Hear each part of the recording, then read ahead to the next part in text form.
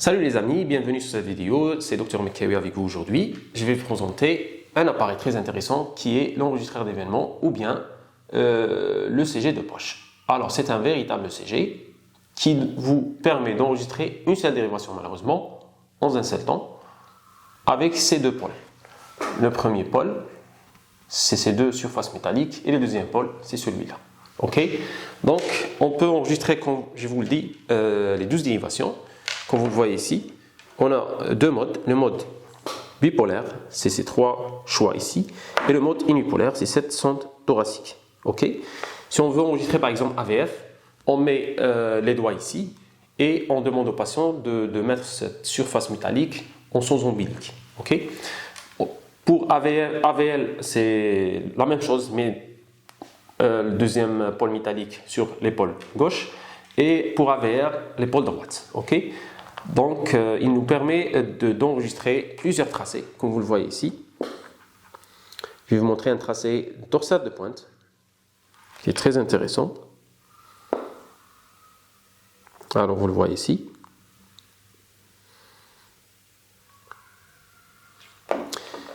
Et aussi, on nous permet d'enregistrer une grande variété de pathologies telles que surtout les troubles de conduction, la CFA, les troubles du rythme et aussi même les séquelles de nécrose et même les sus-décalages. Malheureusement, on n'a pas encore une validation scientifique pour ces appareils et aussi pour les smartwatches, pour les syndromes coronariens, mais selon ma petite expérience avec cet appareil, je pense qu'il peut dépister plusieurs sus-décalages et surtout les séquelles de nécrose qui, sur les séquelles de nécrose, il les dépiste parfaitement. Donc, je le trouve très intéressant pour l'utilisation à l'hôpital, surtout aux urgences et surtout dans les salles d'attente et aussi dans les zones rurales pour le dépistage de masse. Ok. Donc, ce que je n'aime pas par rapport à ce modèle spécifiquement, premièrement, c'est le input. Je ne comprends pas pourquoi il y a des fabricants qui fabriquent des appareils modernes avec des types d'USB qui ne sont pas de type C. Toujours, c'est même pas un micro USB, c'est un tout autre type d'USB. Ok. Donc, si le câble va être perdu, donc on va avoir des difficultés à le remplacer. Alors, ce câble-là, c'est un câble qui nous permet d'enregistrer un tracé avec moins de parasites. Ok. J'aime aussi si le fabricant nous fournit des câbles avec 4 pôles pour pouvoir enregistrer les 6 dérivations périphériques en même temps.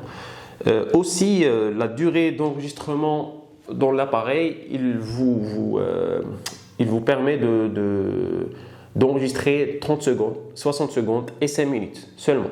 Si le patient va bouger et le signal va être perdu, vous devez recommencer l'enregistrement encore une fois. Je pense qu'il est fait pour les patients, cette limitation elle est faite pour les patients, mais je trouve très restreint. Et si le fabricant va faire des mises à jour pour le firmware de cet appareil, je recommande vivement d'être flexible par rapport à la durée d'enregistrement. Donc c'est ça ma propre expérience avec cet appareil. Je trouve qu'il est très